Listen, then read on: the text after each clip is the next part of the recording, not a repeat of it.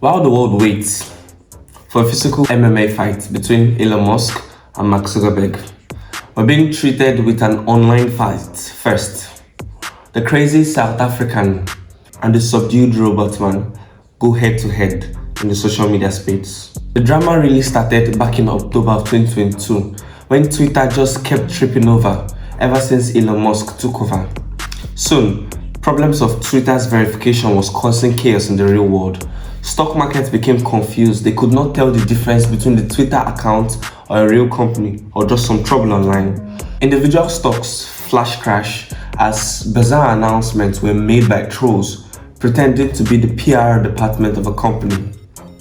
Twitter also saw a haphazard firing process, lawsuits, bots, advertisers leaving, and just generally nobody really knew what was going on.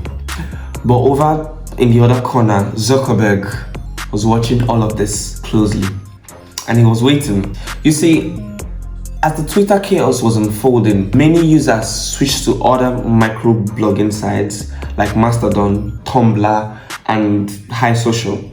Meta employees saw this as a golden opportunity, and in January 2023, they began developing an app which they call Project 92.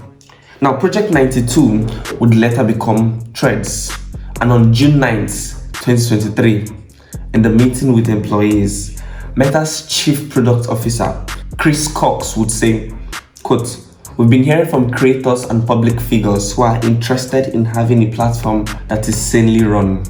Unquote. It was a stab at Elon. On the 5th of July, Threads is launched. The public was skeptical, but to the shock of everyone, within just one day, Threads reaches 30 million users. For context, Twitter took 4 years to reach the same number. Elon was furious and decided to sue Mark. July 6th, 2023, Zuckerberg does something unexpected. After not tweeting in 11 years, he taunts Mark with a meme. Within 5 days, Threads would have 100 million users, about 30% of Twitter's user base, and at the same time, Twitter's traffic began tanking. After this, Musk begins spirating Zuckerberg on Twitter. It looks like things are getting heated. But what is all the fuss about? Is Threads really that big of a threat to Twitter? Obviously, this 100 million sign up on Threads is just all hype right now. So what happens to Thread? What about the risk of a meta monopoly? And what about security concerns? In this episode, we'll take a look. Meta plans to use an open, decentralized technology. You can theoretically write a post on Facebook, see it on Twitter, or comment on an Instagram post and see it on TikTok. In short, apps become nothing but an interface skin to the social interactions. This is the biggest major change in social media in 15 good years. But just because the technology is open doesn't mean that we should trust Zuckerberg. It's all very interesting, but we'll get into that later. But first, let's start at the basics. So backing up, what's Threads? Threads is a Twitter client for real-time updates and public conversations. The main difference at the moment is in its features and culture.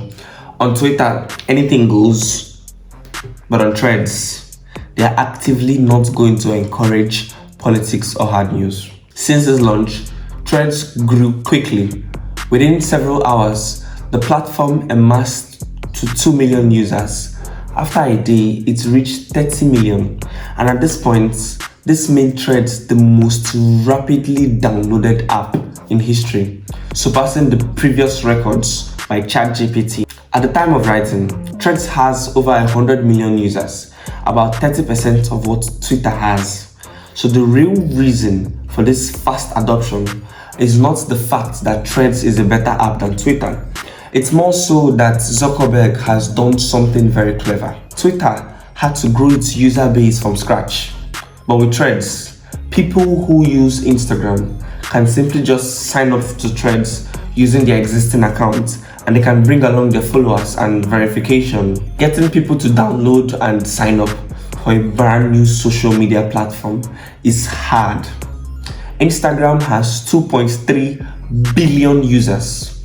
Launching Threads through Instagram reduces a lot of friction. So to sum up the culture on Threads, at least when compared to Twitter, it seems like Threads is controlled and on guard records. There's not much of that random chaos that you see on Twitter, whether that be wacky, entertaining posts or bots and spams.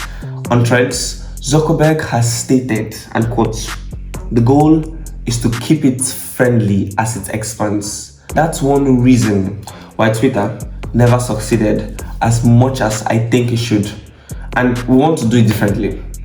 In the end, we could see both platforms coexisting, but for different reasons.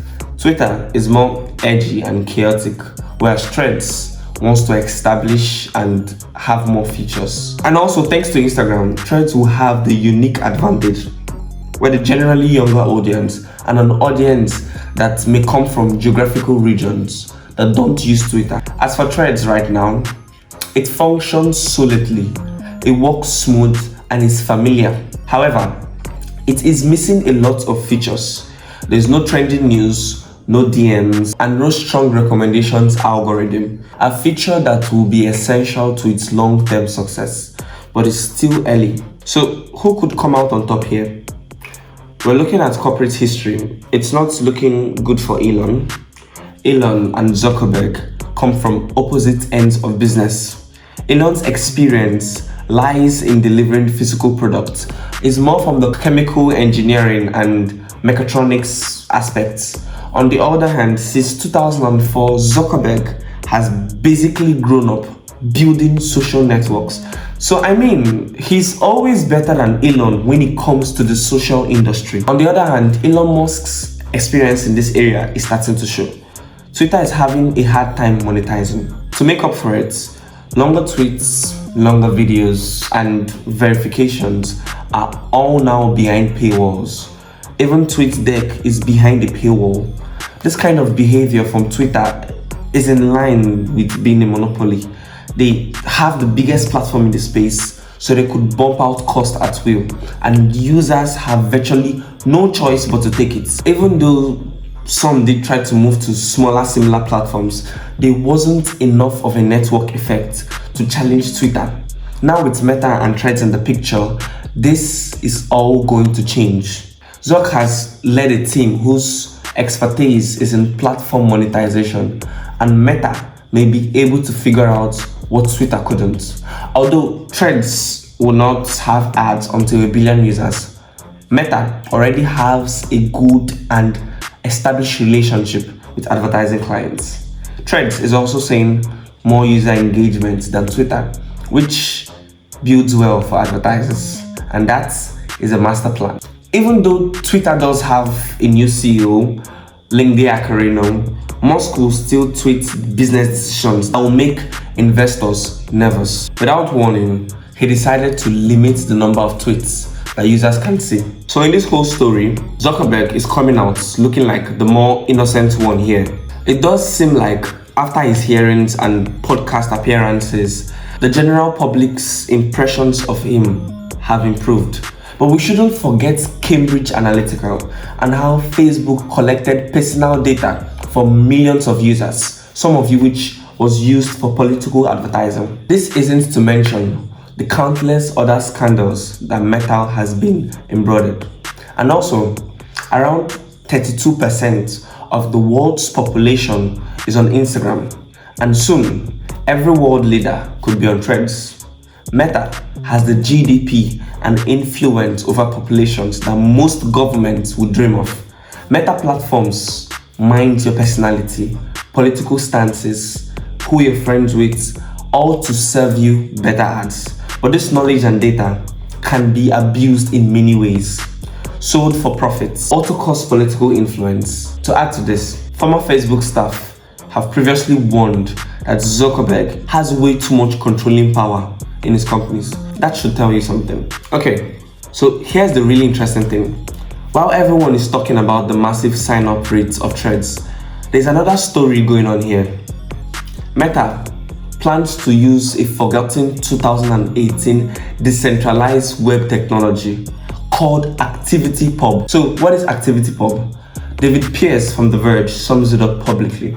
Quotes, "It's a technology through which social networks can be made interoperable.